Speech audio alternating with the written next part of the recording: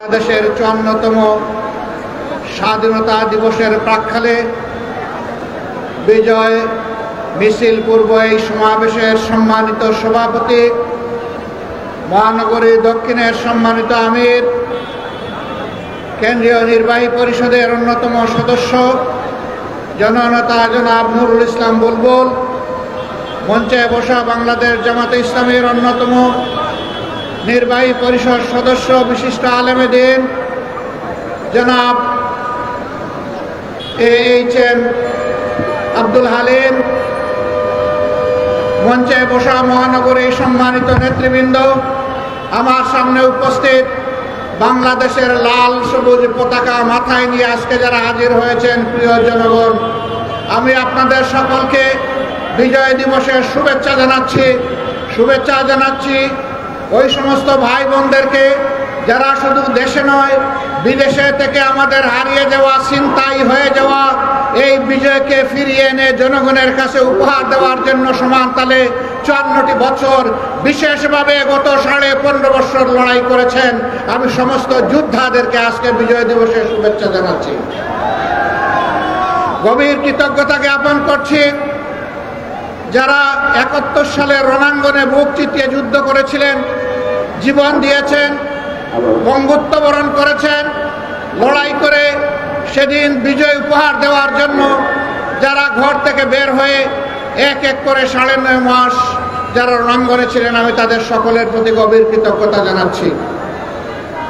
আমরা জাতি হিসাবে কৃতজ্ঞ জাতি, কিন্তু একটা দল, বিশেষ করে একটা গোষ্ঠীও না, একটা পরিবার জাতিকে কৃতজ্ঞতা বোধ ভুলিয়ে দিয়েছিল। স্বাধীনতার সমস্ত অবদান, ক্রেডিট হাইজ্যাক করে একটি পরিবারের সম্পত্তিতে পরিণত করা হয়েছিল। বাংলাদেশকে তারা তাদের জমিদারি মনে করে নিয়েছিল, জনগণকে তারা তাদের প্রজা এবং ভাড়াটিয়া বানিয়েছিল, আমাদের সন্তানদের মুখের গ্রাস কেড়ে নিয়েছিল, মেধাকে পায়ের তলে দোলন করে ক্যাডার ভিত্তিক বাংলাদেশে গঠন করার চেষ্টা করেছিল। সম্মানিত ভাই ও বন্ধুগণ, এরকম একটি বিজয় দিবস আজকে জনগণের মাথায় মাথায় লাল এবং সবুজের টুপি। এই সবুজ হচ্ছে বাংলাদেশের সবুজ জমিন, লাল হচ্ছে আমাদের শহীদদের রক্ত। এটা সূর্যের চেয়েও দামি। এই রক্ত দেওয়া শুরু করেছিল এই জাতি ৪৭ সালে, তখন থেকে রক্ত দিয়ে ২৪-এর ৫ আগস্ট পর্যন্ত এই রক্ত দেওয়া অব্যাহত রয়েছিল। দুঃখের বিষয়, ৪৭-এর পরেও জাতি স্বাধীনতার সুফল ভোগ করতে পারেনি। আবার ৭১-এর পরেও জাতির স্বাধীনতা হাইজ্যাক হয়ে গিয়েছিল। আজ পর্যন্ত কোনো জবাব নাই এই জাতির সামনে, কেন সেদিন মুক্তিযুদ্ধের সর্বাধিনায়ক পাকিস্তানি আর্মির আত্মসমর্পণ অনুষ্ঠানে থাকতে পারলেন না, কেন তাকে পদে পদে অপমানিত করা হয়েছে, কেন তার স্বীকৃতি নেই, কেন যিনি স্বাধীনতার ঘোষণা দিয়েছিলেন জিয়াউর রহমান সাহেব, তার স্বীকৃতি নেই। তারা সকলের অবদানকে ম্লান করে, আমি আগেই বলেছি, একটা পরিবারের সম্পদে পরিণত করেছিল বাংলাদেশের স্বাধীনতাকে। মুক্তিযুদ্ধের চেতনার নামে তারা জাতিকে শোষণ করেছে, ধোঁকা দিয়েছে, জাতির উপর জুলুম করেছে, জাতির অধিকার কেড়ে নিয়েছে, জাতিকে দাসে পরিণত করেছে। বিশেষভাবে অভিনন্দন জানাই। যে লড়াই শুরু হয়েছিল ৭২ সাল থেকে সত্যিকারের স্বাধীনতার সুফল ভোগ করার জন্য, জনগণের হাতে স্বাধীনতার সুফল তুলে দেওয়ার জন্য, সেই লড়াইয়ের একটা পর্ব সমাপ্ত হয়েছে ২৪-এর ৫ই আগস্ট। এই ২৪-এর লড়াইয়েও জনগণকে নিজ দেশের স্বৈর শাসকের হাতে জীবন দিতে হয়েছে। তারা জনগণের জীবনকে পাত্তাই দেয়নি, গুলি করেছে মাটি থেকে, গুলি করেছে আকাশ থেকে, গুলি করে জনগণের বুক ঝাঁঝরা করে দিয়েছে।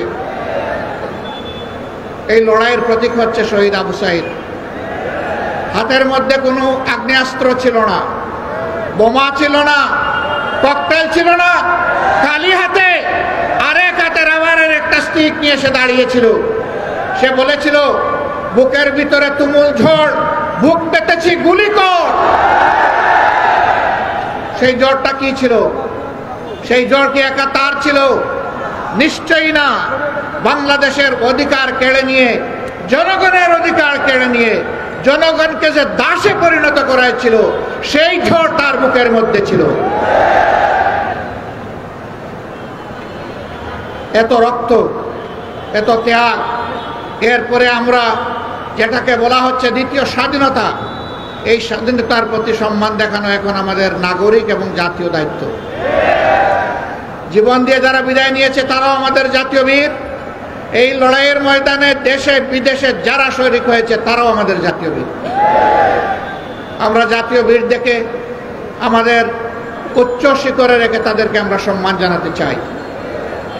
জাতীয় বীরদের এই অবদান কোনো ব্যক্তি, কোনো পরিবার, কোনো গোষ্ঠী, কোনো দলের লোলক দৃষ্টির সামনে এটা যেন হারিয়ে না যায়। বাংলাদেশের জনগণকে পাহারা দিতে হবে। আপনারা পাহারা দিতে পারবেন?